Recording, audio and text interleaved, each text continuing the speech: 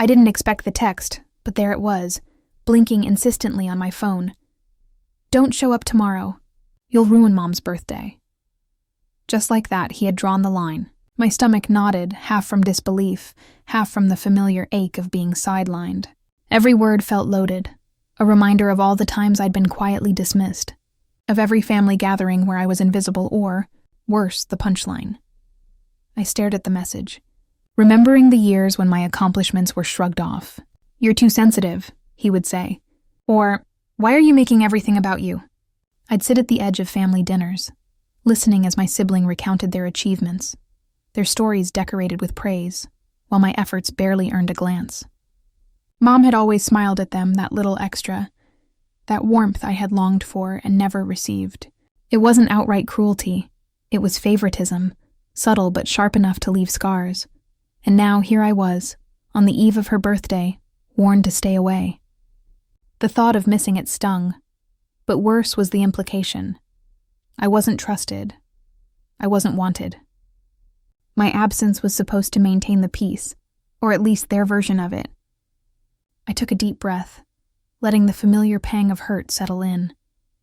But as I sat there scrolling through the messages I'd saved from the past, birthday invites ignored, work promotions unacknowledged, casual slights masked as jokes, I realized something. I had changed. I wasn't that timid, overlooked person anymore. While they assumed I'd quietly fade, my life had quietly shifted in ways they had no idea about. My career was thriving, my achievements tangible, my success real. And yet, the world they knew, my world, was oblivious. A smirk tugged at the corner of my lips. Perhaps staying quiet tonight was exactly the advantage I needed. Let them celebrate, let them boast, let them feel in control. Tomorrow they wouldn't even know what hit them. The FOMO they imposed on me had flipped. I would let my absence speak louder than any words. And maybe, just maybe, that silence would be the beginning of their reckoning. As I sat on the couch, phone forgotten for a moment, memories kept surfacing, uninvited but impossible to ignore. Birthdays, holidays, graduations, they all carried the same pattern. My sibling always at the center, me pushed to the edges. I remembered Mom's glowing smile when they brought home that perfect report card in 3rd grade, the extra slice of cake at every family party, the excited phone calls to relatives showcasing every achievement. And me? A quiet nod, a good job, maybe a handshake if I was lucky, nothing more. "You're overthinking it," Mom had said once, brushing off the hurt in my voice. "They're just good at these things." But I knew it wasn't talent alone. It was favoritism, carefully woven into every interaction. There was the time I had spent weeks perfecting a school project, hoping to impress. On presentation day, my sibling raised their hand for help and Mom swooped in, praising them for the final touches. "You're such a genius," she had exclaimed, ignoring the fact that I had done all the work. I remember the tight knot in my chest, the embarrassment in front of the whole class. Later at home, I had asked quietly if she noticed, and her shrug had cut deeper than any criticism. Don't take it so personally. Even as an adult, the pattern never changed. My siblings' promotions were celebrated with elaborate parties. Mine were acknowledged with polite nods. Conversations at the dinner table centered around their wins. "Did you hear about my new client? We went on the most amazing vacation last month." And when I tried to share my achievements, they were met with underwhelming responses or distracted glances. "Wow, that's nice," Mom would say. But her eyes always wandered back to my sibling, waiting for their next line of brilliance. I remembered the subtle humiliations. 2, the jokes disguised as teasing. "Careful. Don't ruin the party with your story. I don't think anyone cares about that." Even the small, almost invisible acts. Mom making sure my favorite dessert ran out before I could get a slice. My sibling choosing the seating closest to the host built a quiet, relentless wall between me and the warmth I craved. But those flashbacks weren't just sad. They were fuel. Every slight, every overlooked accomplishment, every moment I was deemed invisible, had shaped me in ways my family didn't anticipate. I wasn't bitter. I was aware, quietly observing, and slowly preparing. It was in these memories that I began to understand a fundamental truth. Their sense of control and superiority depended entirely on my silence. Every dismissal they handed me, every subtle snub had been a miscalculation. Because behind the facade of compliance, I had been building something they couldn't even imagine. A life, a career, and a reputation they had no control over. Sitting there, letting the recollections wash over me, I felt a mixture of sadness, anger, and resolve. The FOMO of being excluded had shaped my decisions in the past, but now it had transformed into something else. Awareness, power. The quiet understanding that one day, the balance would shift, and that day would come. I stared at the invitation on the kitchen counter, perfectly framed in my mind. Mom's birthday, balloons, laughter, and my sibling at the center of it all, waiting for me to show up and, as he put it, ruin everything. My first instinct was to storm in, demand acknowledgement, assert my presence. But as I replayed past gatherings in my head, the whispered jokes, the sideways glances, the way my voice always seemed to fade, I felt a familiar restraint settle over me. No, I told myself. Not this time. Anger bubbled, sharp and electric. How dare he try to dictate my life? How dare he assume my absence would be my weakness?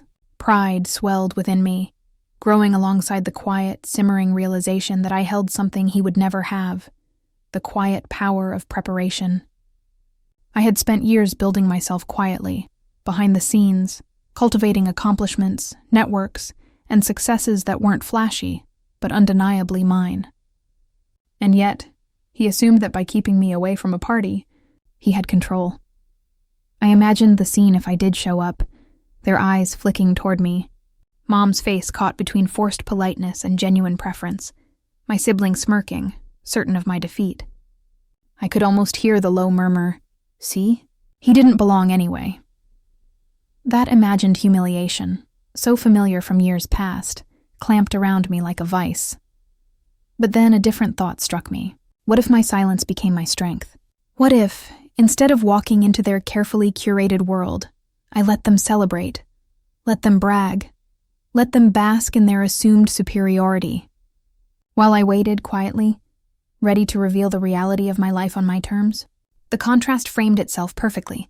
Excluded, underestimated, dismissed now, but powerful, prepared, and untouchable in ways they couldn't yet see. My internal monologue became a mental chessboard.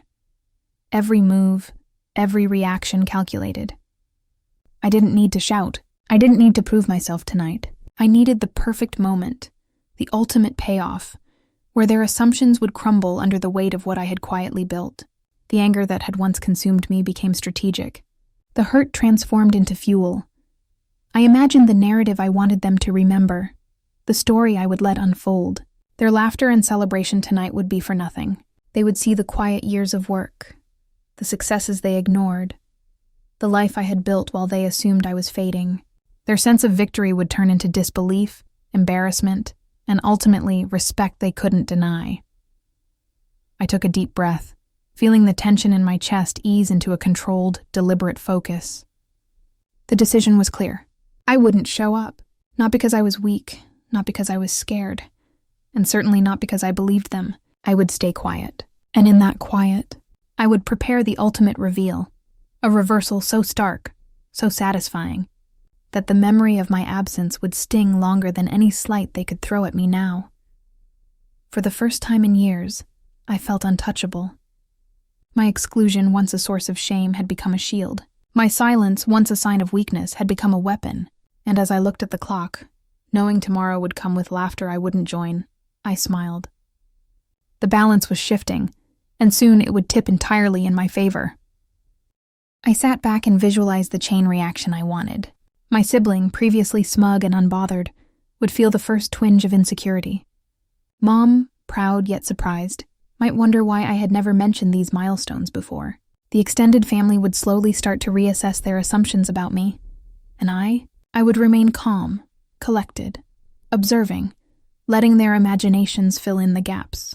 The subtlety made it all the more devastating. Still, not everything went smoothly. A few messages got misdirected, some friends didn't post at all, and one colleague accidentally tagged the wrong account. Minor setbacks, yes, but nothing I couldn't adapt to. Each hiccup reminded me that control was never absolute, but patience, planning, and timing were everything. By evening, I allowed myself a private smile.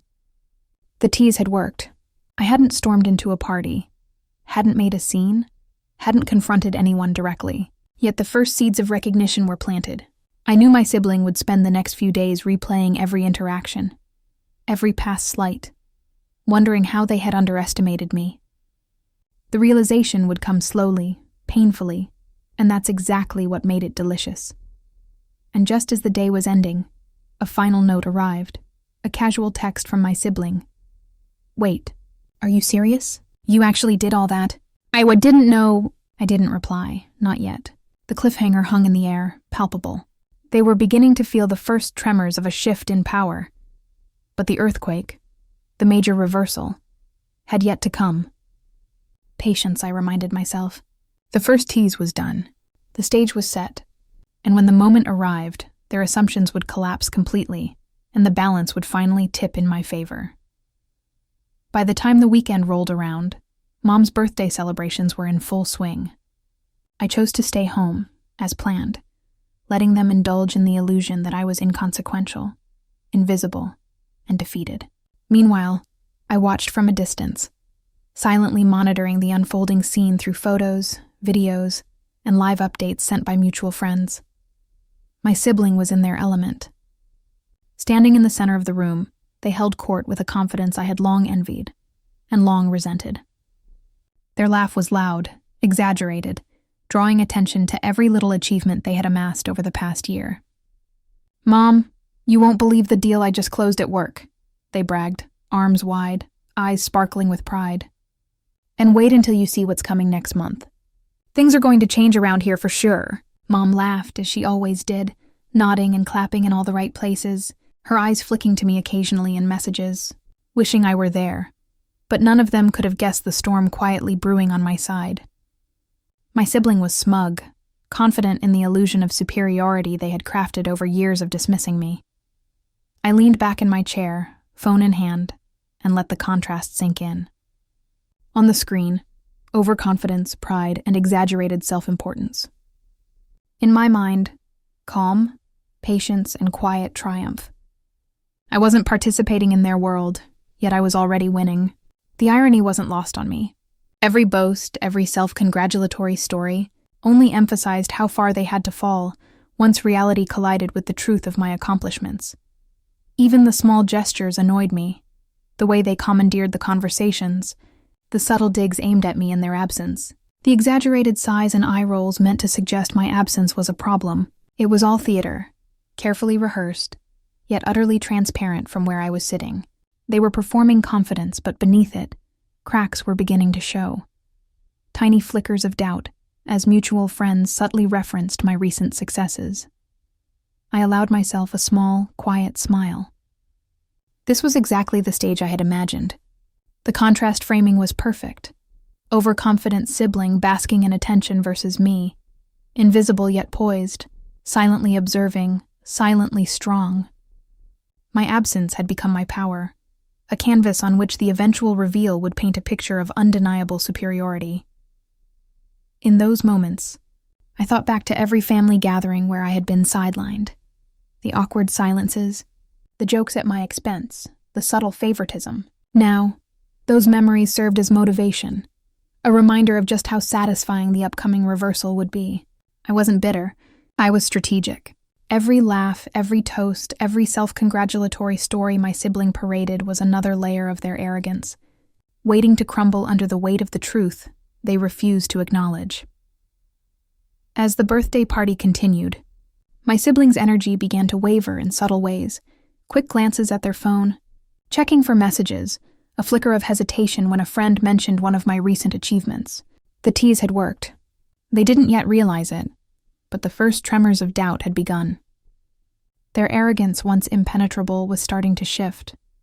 I closed my phone for a moment, letting the scene play in my mind. Overconfidence versus quiet strength, dismissal versus preparation, ignorance versus awareness. The contrast had never been clearer, and the satisfaction was palpable. I was ready. The next step, the first major reversal, was coming. And when it happened, nothing in that room would ever be the same. The next few days passed slowly, each one heavy with anticipation. I didn't reach out. I didn't comment. I let the world continue spinning in the illusion of my absence, while I quietly prepared the next stage of the reveal. And then it happened. Suddenly, undeniably, spectacularly. A mutual friend, unaware of my family's assumptions, casually mentioned me in a group chat during a brunch with relatives. Did you hear? Protagonist just closed a major deal that's making headlines. They're practically running the project now. Screenshots spread like wildfire. Social media posts highlighted my recent achievements, awards, professional milestones, and recognitions I had quietly earned. The quiet victories I had amassed over months were now impossible to ignore. I could practically hear my siblings' internal reaction. At first, there was denial. That can't be real. They must be exaggerating.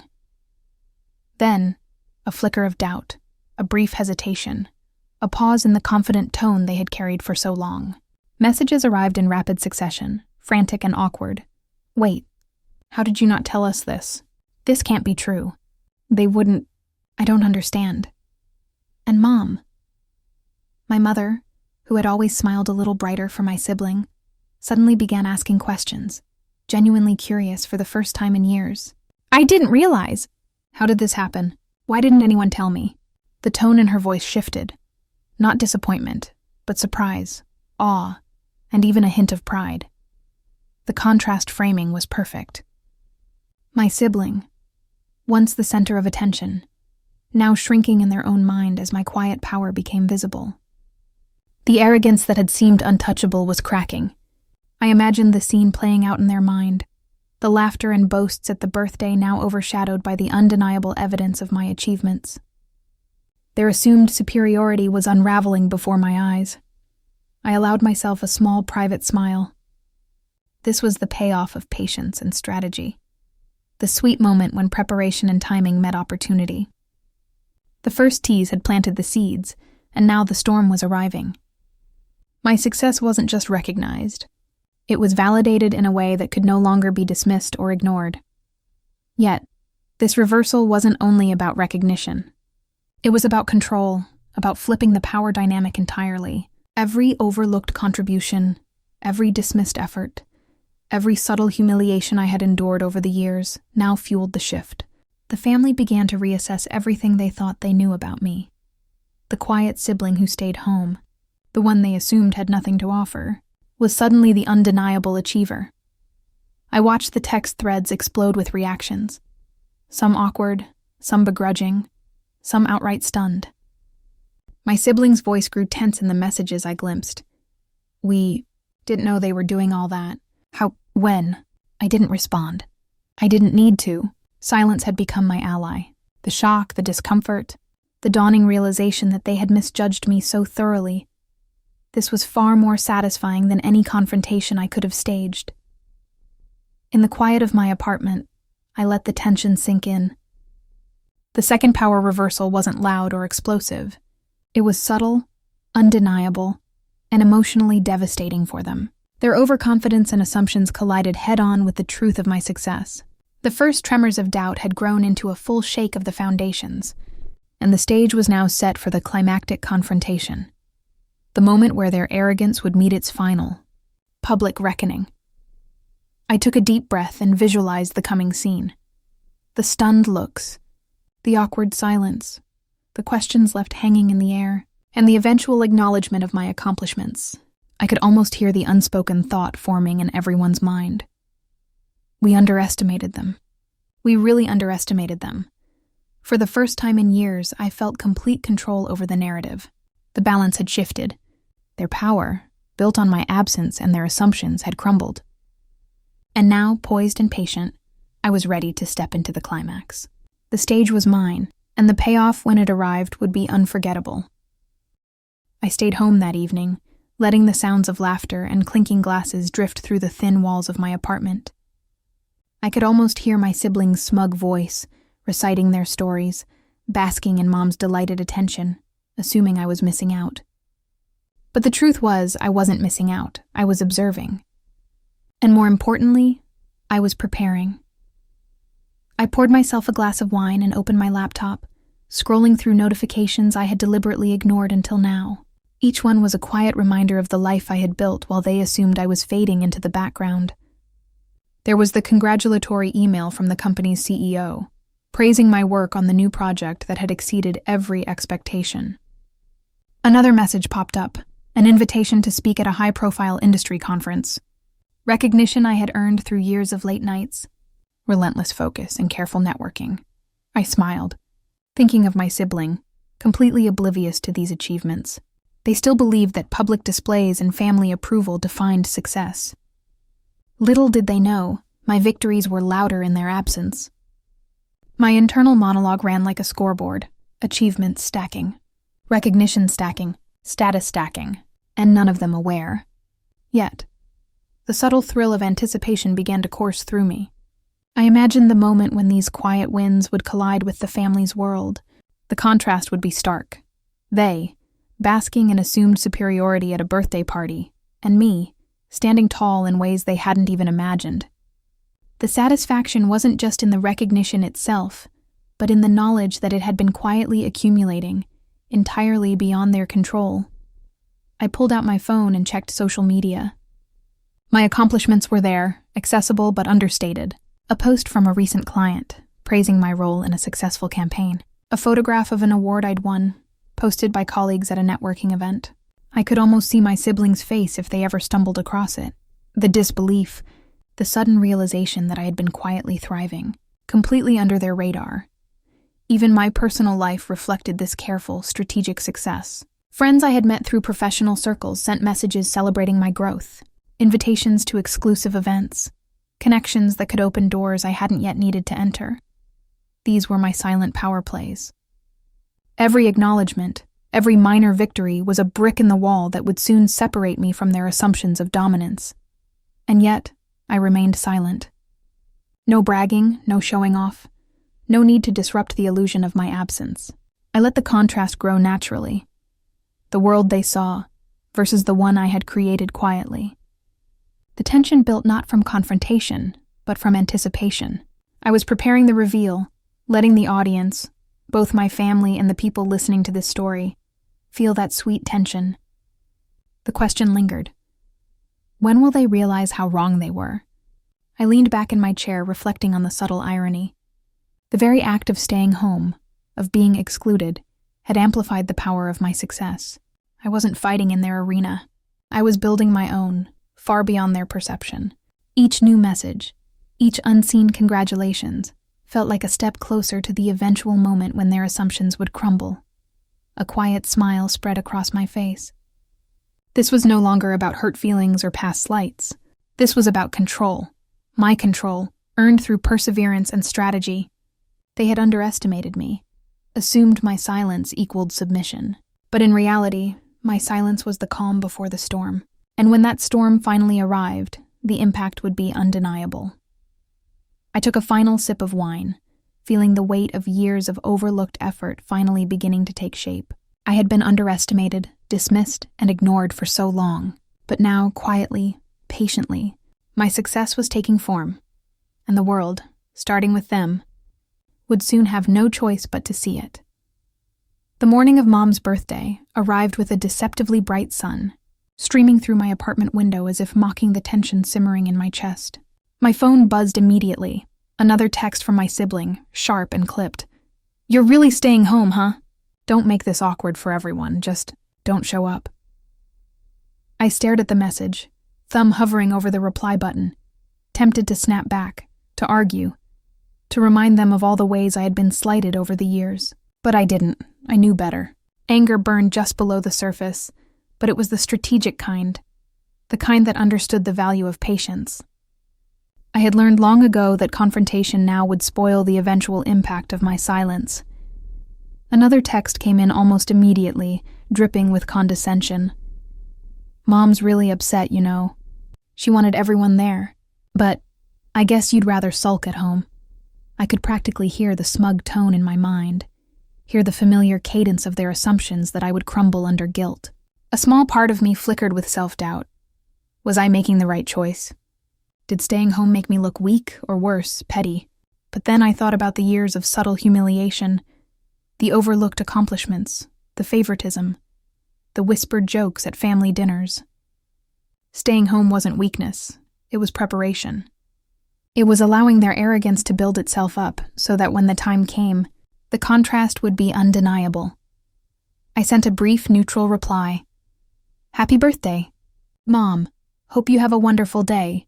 Nothing more. No excuses, no justifications, no hints of the quiet storm brewing on my end. The message hung in the digital ether, deliberately minimal, but packed with unspoken power. Throughout the day, my phone buzzed incessantly, photos of Mom's cake, videos of my sibling making a toast, screenshots of gifts being opened. Each one was a tiny sting, a reminder of what I was missing, and yet each also reinforced the plan. I felt the familiar pang of exclusion, the emotional low I had experienced countless times before. But this time, it wasn't just pain. It was fuel. Every image, every bragging message, reinforced how little they understood about the life I had quietly built. By mid-afternoon, a mix of guilt and vindication twisted in my chest. I knew Mom would feel disappointed by my absence, and part of me ached at the thought of letting her down. But the larger truth prevailed. Showing up now would diminish the power of my eventual reveal. My absence, silent yet deliberate, was a statement of control. It was a moral choice as much as a strategic one, choosing to rise above petty confrontation, to let the story unfold in my favor. I poured another cup of coffee and leaned back in my chair, scrolling through messages that were meant to provoke, to shame, to remind me of my exclusion. And yet, with each one, I felt a quiet satisfaction. They assumed they had the upper hand. They assumed my silence was weakness. But I knew the truth. The emotional low of being left out today would set the stage for the high that was coming, a moment where their arrogance would meet the reality of my achievements, and the contrast would be devastating. By evening, I sat in calm anticipation, letting the laughter, chatter, and celebratory images wash over me. I wasn't lonely. I was ready for the moment when all their assumptions about me would shatter, ready for the reversal they never saw coming. And in that stillness, I finally allowed myself a small, confident smile. The day might belong to them, but the story, my story, was far from over. I had spent the past few days carefully crafting the first ripple of the storm I was about to unleash. Nothing flashy, nothing overt, just a subtle hint, a small tremor that would shake the foundation of their assumptions. It was time for the first tease. It started innocently enough. A mutual friend, unaware of the family dynamics, posted a congratulatory message on social media. "Can't believe how much you've accomplished this year. So proud of your achievements, well deserved." The photo attached was of me receiving a professional award, grinning with my colleagues at an event I had attended in silence. I didn't comment, didn't like it excessively. The post was casual, even understated, but that was the point. Within hours, I started hearing whispers. A friend of my sibling called them. "Hey, did you see what Protagonist just did? That award? Wow, didn't see that coming." I imagined my siblings' reaction in that moment, the quick intake of breath, the subtle tightening of their jaw, the flicker of unease in their eyes. Yet outwardly they maintained a composed, dismissive demeanor. Denial, I reminded myself. Classic. The tension was intoxicating. My heart thumped, not with fear, but with anticipation. I had learned long ago that power wasn't always about confrontation. Sometimes it was about letting others realize the truth for themselves, watching their confidence erode in real time. The first tease wasn't about victory. It was about planting seeds of doubt, letting them question the narrative they had constructed about me for years. A message came from another mutual friend. "Everyone's talking about your promotion and that keynote you gave last week. Crazy how impressive it was." I could almost see my sibling pacing, trying to maintain composure while their mind raced, scrambling to downplay it. They would tell themselves I was exaggerating, that it was luck, or that social media was misleading, but the cracks had already begun. The day finally arrived. A small family gathering had been organized, not the birthday, but a casual brunch with relatives and close friends. My sibling assumed it would be another opportunity to showcase themselves, to bask in the glow of familial admiration, unaware that the tide had already turned. I arrived quietly, deliberately unannounced, letting my presence simmer in the background like a coiled spring ready to release. The room buzzed with chatter. My sibling, naturally, commanded the center, recounting their latest accomplishments with exaggerated gestures, expecting applause and admiration. And then the client said it was the best proposal they'd ever seen. "Can you believe it?" they said, grinning as Mom nodded enthusiastically beside them. Everyone laughed except me. I stayed near the doorway, a casual smile playing at the corners of my lips, exuding calm confidence. Then came the first ripple of disruption. A cousin leaned over to my sibling and whispered something that made their smile falter slightly. I watched carefully as their eyes widened, a flicker of confusion crossing their face. My cousin had shared details of my latest professional achievement, something so significant that even my sibling could no longer dismiss it. "Wait, they really did that? Are you serious?" they whispered, attempting to keep their voice low, but it carried. I stepped forward, letting my presence be felt without demanding attention. "Surprised?" I asked softly, almost conversationally, but with enough weight in my tone to make everyone pause. My sibling turned fully toward me, shock spreading across their face. The room went quiet, the air thick with tension, and all eyes shifted between us. You were here?"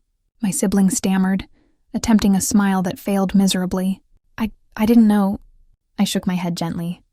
"You didn't need to know. I was busy doing the work that mattered. I stayed out of the way, let you celebrate. But now, I think it's time everyone saw the real picture." I pulled out a small tablet I had been carrying, displaying the recent accolades, awards, and recognition I had quietly amassed. Every headline, every professional milestone, and every congratulatory note was visible.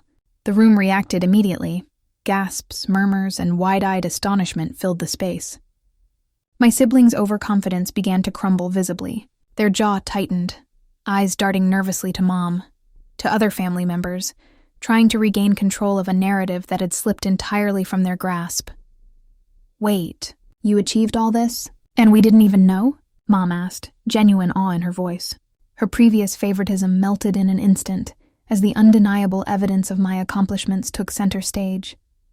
I smiled, letting the silence stretch, magnifying the moment. "Yes," I said calmly, all quietly while you assumed I wasn't doing anything worthwhile. And yet here we are, the difference between assumption and reality. My sibling attempted to speak, to reclaim some sense of authority, but their words faltered. I thought, you weren't, you assumed I'd be weak," I interrupted gently, maintaining dignity. "You assumed silence meant submission, but it didn't. It was strategy, and the results speak for themselves." The room absorbed every word. Friends and relatives shifted their attention fully to me. My siblings' smug aura, once impenetrable, was shattered. They tried to laugh it off, tried to redirect attention, but the damage was done. The humiliation was complete, but it wasn't cruel or petty. It was earned. My dignity remained intact. It was my overconfidence they had underestimated that led to their downfall. Finally, Mom spoke, her voice calm but firm. "I had no idea. I see now that I've underestimated you for far too long. I'm proud of what you've accomplished."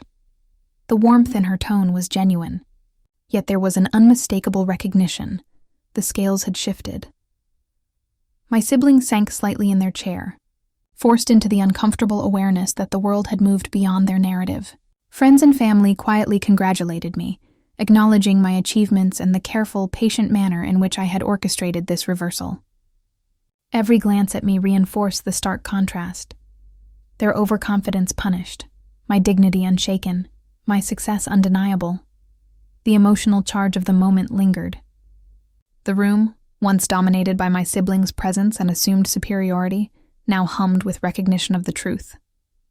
My silence, patience, and quiet strength had not only leveled the playing field, but had exposed the arrogance that had gone unchallenged for years. I took a deep breath, savoring the victory that didn't require shouting or confrontation, just strategy, resilience, and the perfect timing. My sibling remained speechless, their overconfidence replaced by a mixture of awe, embarrassment, and reluctant respect. And in that silence, the full emotional impact of the reversal settled into the room. For the first time, the story had reached its apex. My triumph wasn't just professional, it was emotional, moral, and deeply satisfying.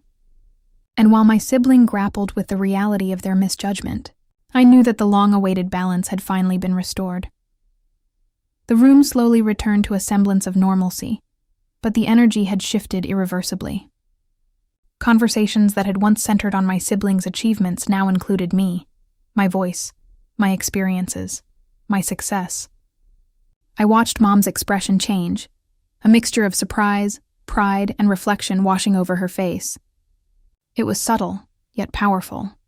An acknowledgement of the years she hadn't fully seen me, the favoritism she had unknowingly perpetuated, and the quiet perseverance that had brought me to this moment. I sat quietly for a while, letting the reality sink in. The reversal was complete, but it wasn't just about the humiliation of my sibling or the shock of recognition. It was about closure, about reclaiming the narrative that had long been twisted against me. I thought about all the times I had been overlooked, every dismissive comment, every subtle exclusion, every birthday, graduation, or family gathering where I had felt invisible. Those memories, once bitter and raw, now served as milestones of growth. Each slight had shaped me, hardened me, and ultimately prepared me for this moment of vindication. My sibling, still reeling from the reversal, tried to regain composure, but I could see the quiet recalibration in their eyes. For the first time, they realized that overconfidence and assumptions were not enough to define someone's worth. The dynamic that had defined our relationship for years, control, dismissal, subtle competition, had shifted. And while there was no malice in my display, the emotional impact was undeniable. They had been taught, gently but firmly, that I was not to be underestimated. I reflected on the journey that had brought me here. The careful planning, the patience, the choice to stay quiet rather than seek immediate confrontation. All of it had required a discipline I hadn't known I possessed. My absence at Mom's birthday, once a source of guilt and doubt, had become a strategic move that amplified the eventual payoff. The silence, the restraint, the observation. They had been as much tools of empowerment as any visible achievement. There was also empathy in this moment. Not just for myself, but for the complexity of family relationships. My sibling had been shaped by their own assumptions and privileges, just as I had been molded by neglect and favoritism. Recognizing this didn't excuse their behavior, but it gave me perspective. I understood now that the pain of exclusion was not just about them.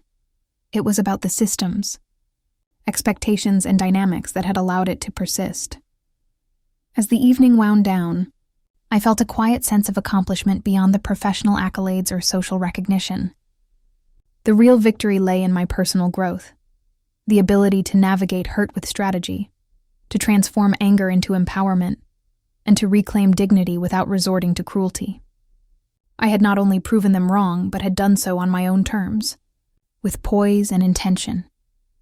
In the midst of the family chatter, I found a moment to silently thank myself for endurance, for patience, and for the clarity that had allowed me to see the bigger picture. The emotional catharsis was profound. Every injustice I had endured now contrasted sharply with the recognition and respect I had quietly earned. I was no longer the overlooked sibling. I was someone who had turned exclusion into power, who had transformed past hurt into strategic triumph. Looking around, I realized that the balance had shifted in a permanent, undeniable way. My sibling had learned a lesson, my family had reassessed their perceptions, and I had cemented my own sense of self-worth. It wasn't about revenge in the petty sense. It was about justice, empowerment, and emotional closure. And as I sat there, absorbing the quiet admiration and acknowledgement of my journey, I knew that this was a turning point, not just in their eyes, but in mine. I had grown stronger, wiser, and more confident than I had ever been, and no one could take that away. By the time the gathering had ended, the air felt lighter, yet charged with the subtle shift that had taken place. Conversations no longer orbited solely around my siblings' accomplishments. Instead, they included mine, often whispered, sometimes openly celebrated, always impossible to ignore. I could see the realization settling into the minds of those who had once underestimated me. The balance had shifted, quietly but irrevocably, and I didn't need to say a word to emphasize it. Walking home, I reflected on the journey that had led to this moment. The years of exclusion, the subtle favoritism, the countless dismissals, they had all shaped me, yes, but they had also forged resilience. Every slight, every overlooked achievement had prepared me for this exact scenario. Now, in the quiet of my apartment, I could savor the culmination. The vindication of a life built with integrity, patience, and strategic foresight. There was no gloating, no excessive dramatics, no need to publicly shame anyone further. My success had spoken for itself, and the emotional impact on my sibling and family had already delivered the justice I had long imagined.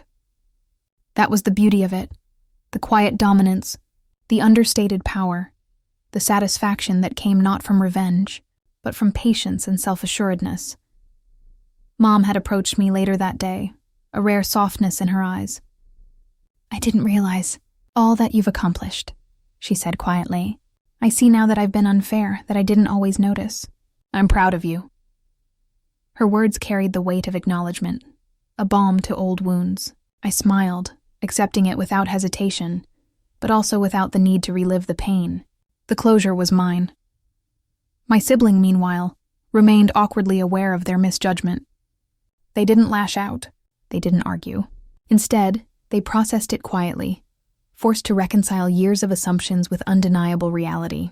The humility was unspoken, but it was there, and that too felt satisfying.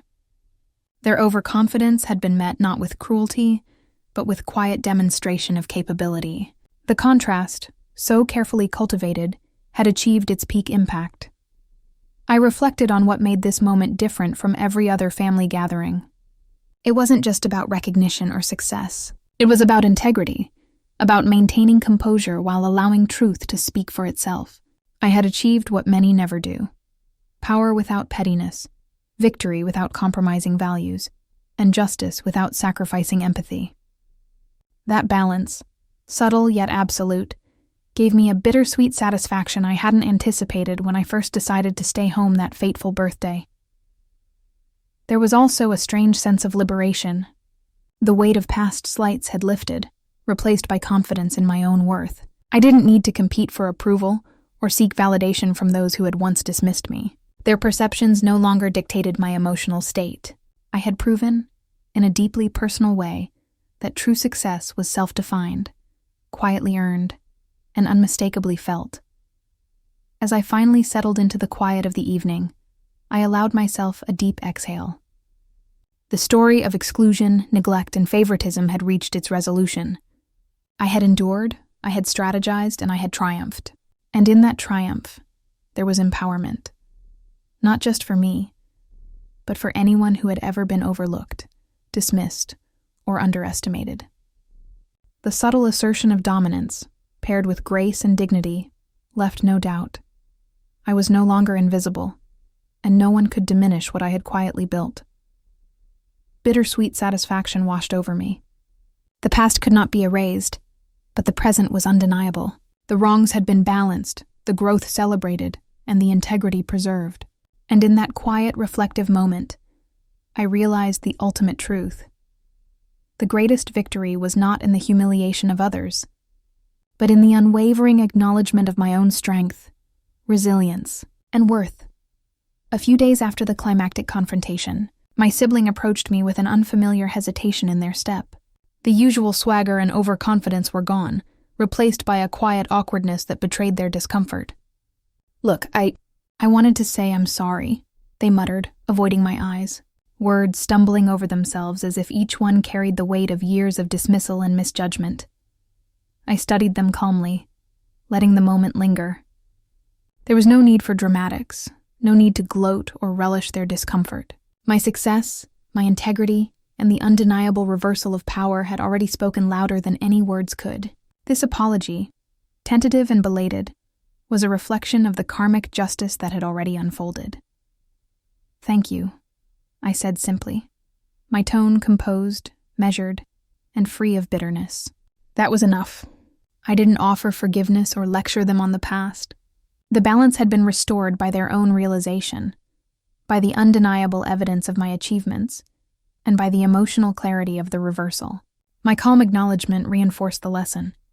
Justice had been served, and it needed no embellishment. For a moment they looked at me, a flicker of recognition passing through their eyes. They finally understood the weight of the assumptions they had carried, the overconfidence they had wielded like armor, and the quiet strength they had underestimated. It wasn't humiliation alone that marked this moment. It was the awareness that their arrogance had been dismantled without me ever needing to raise my voice. I let the silence stretch, filling the space with subtle power. The karmic justice wasn't mine to enforce. It had happened naturally through patience, strategy, and the undeniable evidence of my success. Their apology, while small, was the last acknowledgement that the balance had shifted irrevocably. Walking away from the encounter, I felt a quiet sense of closure. The past could not be rewritten, but the present was undeniable. I had maintained my composure, preserved my integrity, and allowed the natural course of recognition and consequence to unfold. The mini-twist wasn't about revenge. It was about reinforcing the message that underestimation carries consequences, and that true power often lies in restraint and patience rather than confrontation. The audience, whether family, friends, or those following this story, is left with reflection. The satisfaction isn't just in seeing the antagonist humbled, but in observing the protagonist's dignity, strategic patience, and emotional maturity. It's a moment that reinforces empowerment, subtly teaching that resilience, careful planning, and self-respect ultimately yield the most fulfilling victories. In this final note, the story closes with a quiet but potent affirmation. Justice, when paired with integrity, resonates deeper than vengeance. The mini-twist ensures that the emotional arc completes not only with vindication, but with thoughtful reflection. The protagonist's journey is fully realized, leaving the audience fulfilled, empowered, and inspired by the measured, strategic triumph of patience and composure. As the days settled into a quiet rhythm, I found myself reflecting on everything that had transpired: the birthdays, the subtle humiliations, the favoritism, and the long years of being underestimated. Sitting alone in my apartment, I let my thoughts drift over the journey that had brought me here. It wasn't just about success or recognition. It was about understanding the dynamics that had shaped my family, my sibling, and even myself. I thought about the patterns I had observed, the favoritism that seemed unconscious yet persistent, the arrogance born of assumption, and the unspoken hierarchy that had dictated so much of our interactions. I realized that family, like any system, had its own rules, some fair, some unfair, and most invisible, until you learn to navigate them. My growth had come not from confrontation alone, but from careful observation, patience, and emotional intelligence, the ability to see through the drama without losing my own footing. Lessons emerged naturally. I learned that silence can be strategic, that absence can be a form of power, and that dignity often carries more weight than immediate retaliation. I understood the importance of timing, of waiting for the right moment to act, and of letting actions speak louder than words. The karmic shifts, the reversals, the subtle humiliations of my sibling. It wasn't about cruelty. It was about letting reality reflect the truth of effort, character, and perseverance. I also reflected on myself. The anger I had once felt, the frustration, the sense of exclusion, they had all been transformed into motivation. Every setback, every overlooked achievement, every microaggression became part of the blueprint for the eventual reversal. I realized that personal growth isn't always dramatic or visible. Often, it's quiet, incremental, and deeply internal, shaping your ability to respond with composure and clarity when the pivotal moment arrives. And yet, there was empathy too, for my sibling, for Mom, for the dynamics that had created these tensions. Understanding didn't excuse the past, but it offered clarity. It helped me navigate the present with integrity, ensuring that my victory wasn't hollow or vengeful. It was measured, just and emotionally satisfying. As I looked back, I felt a sense of closure, unlike anything I had anticipated. The story of neglect and underestimation had reached its natural resolution, not through chaos, but through deliberate, patient action. The narrative had shifted in my favor, and yet it left space for reflection, understanding, and a subtle reinforcement of moral order. I smiled to myself, realizing the truth I had come to understand. Power lies not in proving others wrong through anger or force, but in proving yourself right through patience, resilience, and integrity.